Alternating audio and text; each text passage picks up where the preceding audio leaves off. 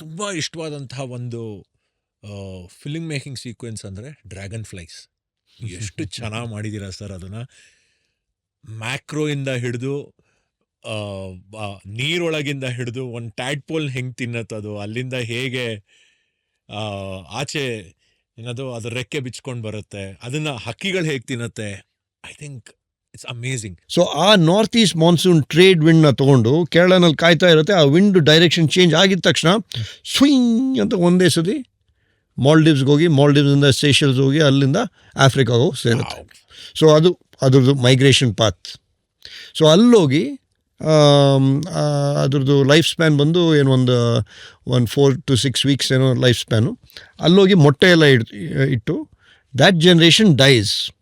The following next generation makes the journey back. So that itself is a marvel. How do they know to come back?